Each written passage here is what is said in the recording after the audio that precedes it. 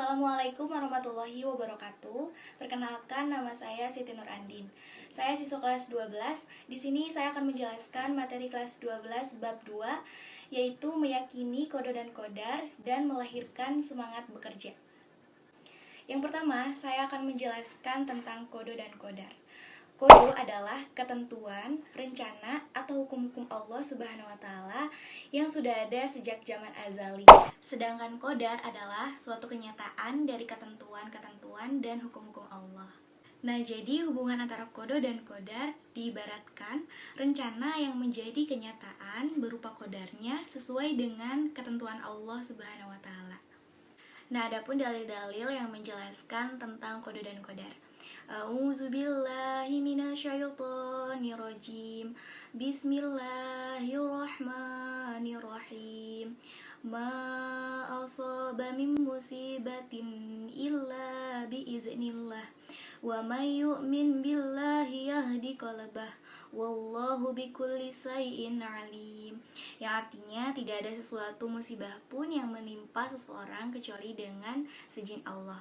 Surat At-Taghabun ayat 11. Yang kedua, saya akan menjelaskan tentang beriman kepada kodo dan kodar. Iman kepada kodo dan kodar termasuk rukun iman yang keenam.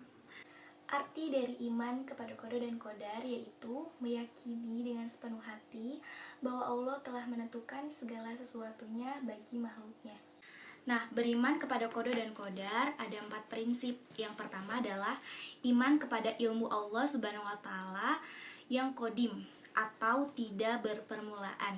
Yang kedua, iman bahwa semua kode dan kodar Allah Subhanahu wa Ta'ala telah tertulis di Lauhul Mahfuz. Yang ketiga, iman kepada adanya kehendak Allah Subhanahu wa Ta'ala yang berlaku dan kekuasaannya yang bersifat menyeluruh. Yang terakhir yaitu yang keempat, iman bahwa Allah Subhanahu wa Ta'ala adalah zat yang mewujudkan makhluk. Allah Subhanahu wa Ta'ala adalah sang pencipta dan yang lain adalah makhluk. Yang ketiga, saya akan menjelaskan tentang kaitan beriman kepada kodo dan kodar. Yang pertama ada sikap optimis, yang kedua ada ikhtiar, yang ketiga ada doa, yang terakhir ada tawakal. Yang pertama adalah sikap optimis. Kita harus memiliki sikap optimis terhadap takdir Allah Subhanahu wa Ta'ala. Yang kedua adalah ikhtiar.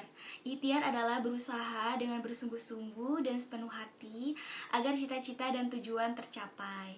Yang ketiga adalah doa. Doa adalah ikhtiar batin yang sangat berpengaruh bagi kita semua.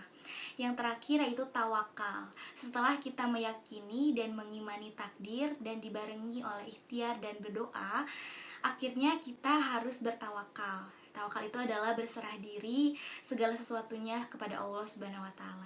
Nah, yang keempat, saya akan membahas tentang takdir. Takdir dibagi menjadi 2, yaitu takdir mualak dan takdir mubram.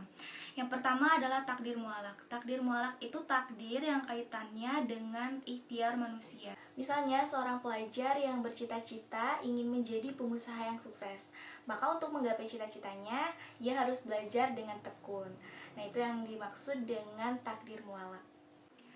Yang kedua adalah takdir mubram, yaitu takdir yang terjadi pada diri manusia yang tidak dapat diubah lagi. Yang terakhir, saya akan membahas tentang hikmah beriman kepada kodo dan kodar. Yang pertama yaitu senantiasa kita semakin yakin bahwa segala sesuatu yang terjadi di alam ini adalah tidak terlepas dari sunatullah. Yang kedua, kita semakin termotivasi untuk selalu berikhtiar, bertawakal, dan berdoa kepada Allah Subhanahu wa Ta'ala. Masih banyak lagi hikmah-hikmah beriman kepada kodo dan kodar. Cukup sekian penjelasan dari saya, semoga bermanfaat, dan maaf apabila ada kesalahan. Wabillahi taufiq wal hidayah. Wassalamualaikum warahmatullahi wabarakatuh.